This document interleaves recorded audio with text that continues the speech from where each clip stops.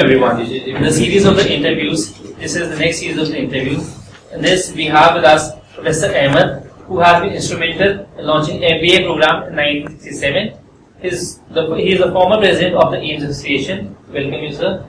Along with Professor Ahmad, we have Professor J. Philip. He is the founder president of AIMS, also a former director of IIM Bangalore. Welcome, sir. Thank you. So the first question that I would like to ask is, what is the state of MBA education in India, and what future MBA aspirants hold in India? First one is what? What is the future of MBA in India? Great, very rosy. The reason being the way we are growing. Remember, after China, is the next best growth. We also have a galloping services sector. This was the MBA groups go. So you have great future for the MBA. And you ask me what is the future goals for the MBA aspirants, I said, great. One more thing. If you take the whole world, of the 11,000 business schools, 4,000 are here. 2 of the world production of MBAs, we have 30% of the production from here. Right? So we are a world power in management education, and that power must be taken out of the country too, not confined to this country.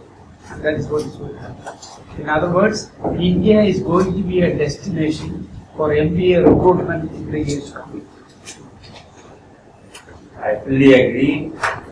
There is a great future for management education in the country.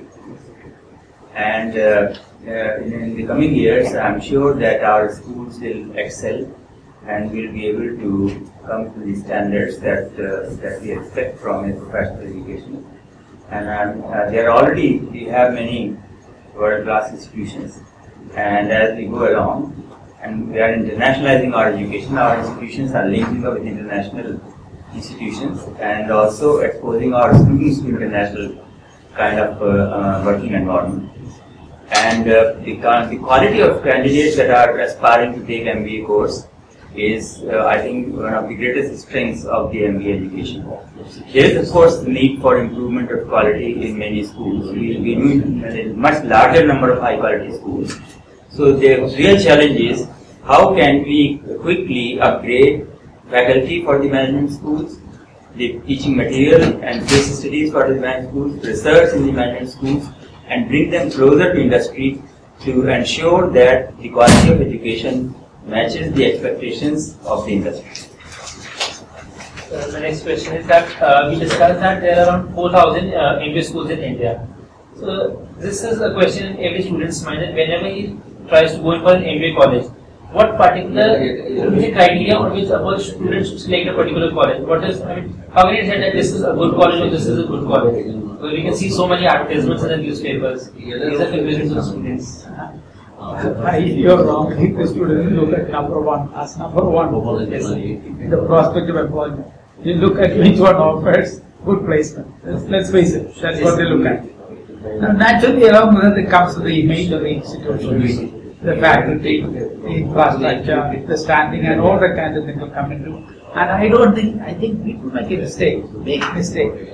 The students who are coming to business schools are not +2 students.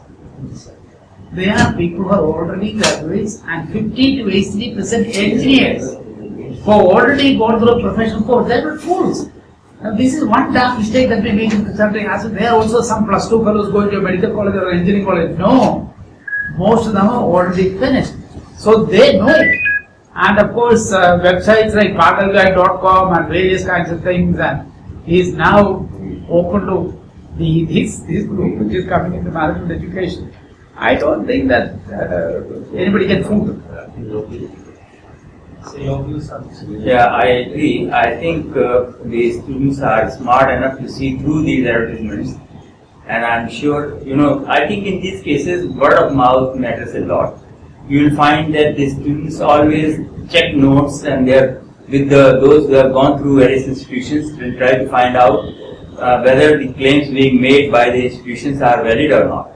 And therefore, I think I have noted that from personal dialogue with many aspirants, that they are fairly well informed about the quality of the schools and the kind of placement and the kind of faculty and the kind of learning exposure that they have, learning experience they had, and the other support that they get from the institution. Therefore, I think they are reasonably well informed in this matter. But I certainly feel that there is need for greater transparency and full information about institutions, where I think the regulatory system has to bring in ensure that the many advertisements which are misleading, I would say, are controlled, and information is much more valid, and that comes to the students and their parents. Is there a last question? Then how many colleges are participating in the Atma online table site? I honestly don't know that. I think they test it. You have an Atma chairman is very informed, but I would only say this. I was one of the, I think Professor Ahmad also was there. We took a decision, Pune, a few years ago, to launch Atma. We have great proponents of this idea of an Atma test, and we would like to see that succeed. This is the association test, which is a very professional, very well prepared test, and it is in terms of quality, I think it's one of the best. I hope you will see it in the years to come. And the only thing is that we also have to make it, we have to do a little bit of promotion to make it succeed. Yes, I would like to actually endorse what Professor Philip has said. You see, the point is that the right platforms for high quality testing system has to be based on the institutions which are the users of that system.